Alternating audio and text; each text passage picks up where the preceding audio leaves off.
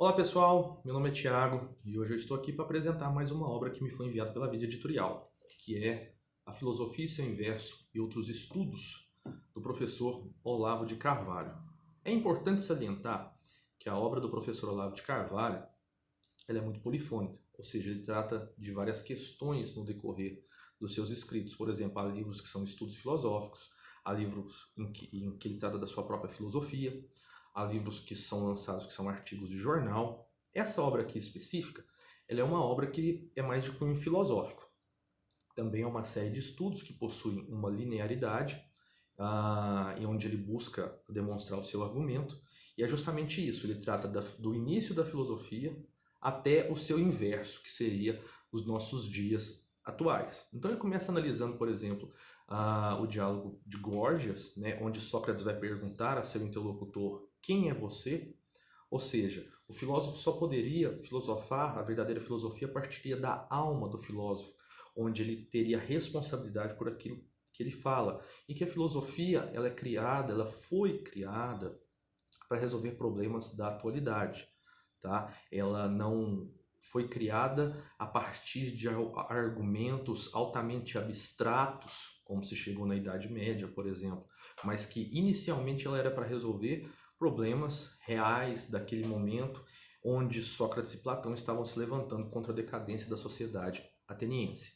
Ele passa ali pela Idade Média, onde ele assinala certas semelhanças como a arte estaria a antecipar o argumento filosófico, e ali ele mostra algumas ponderações, inclusive cita uma bibliografia acerca de como o argumento escolástico teria uma ligação com a estrutura das catedrais góticas, e que a escolástica, na verdade, ela era nada mais que o ponto final daquele momento das escolas que as igrejas já possuíam antes desse período, né, que ali na escolástica surgiram as primeiras universidades, e que a partir do momento que o ensino filosófico passa a ser institucionalizado, há uma perda, porque você, na verdade, no ensino institucionalizado, você adquire cultura filosófica e não, na verdade, você aprende a filosofar. E que essa construção extremamente abstrata que nós temos na atualidade só demonstraria o quão fragmentada estaria a alma do filósofo, quando na verdade a filosofia busca a unidade do conhecimento.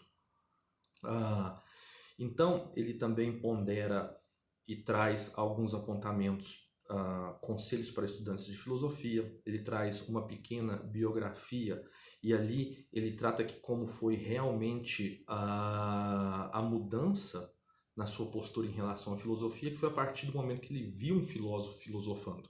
Então, que isso mostrou para ele qual era realmente a filosofia, que até então ele só possuía cultura filosófica.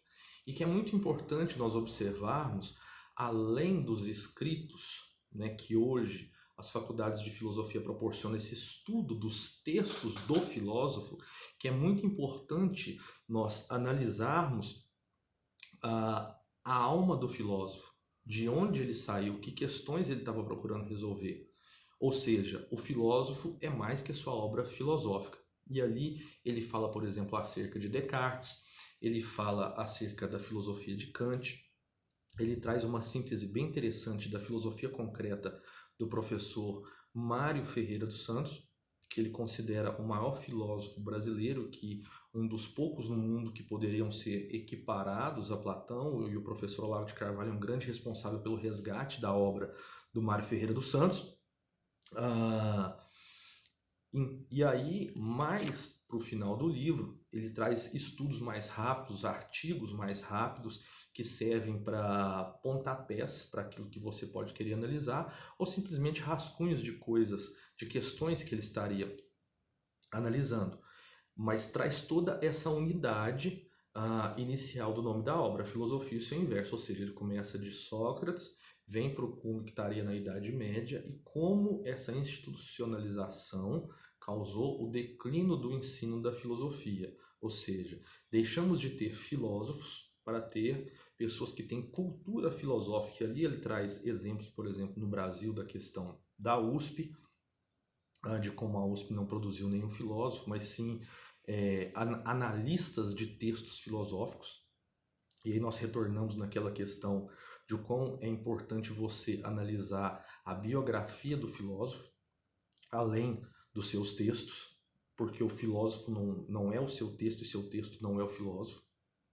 E ele termina com um estudo bem interessante acerca de quão a filosofia de Kant é uma daquelas que estimularam a criação de uma nova ordem mundial. E como nós somos influenciados às vezes por correntes filosóficas e por filósofos que nós não fazemos a menor ideia de quem são.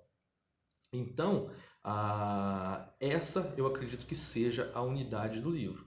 Desde o surgimento da filosofia e hoje o seu ensino institucionalizado causou, na verdade, o seu inverso, porque os verdadeiros filósofos sumiram, aquelas pessoas que têm a capacidade de discorrer acerca dos problemas filosóficos e partir para uma filosofia, para alguns escritos pessoais e análises, ao invés de simplesmente possuir cultura filosófica.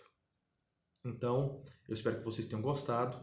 Foi essa a unidade que eu consegui captar do livro. Um abraço, até o próximo vídeo.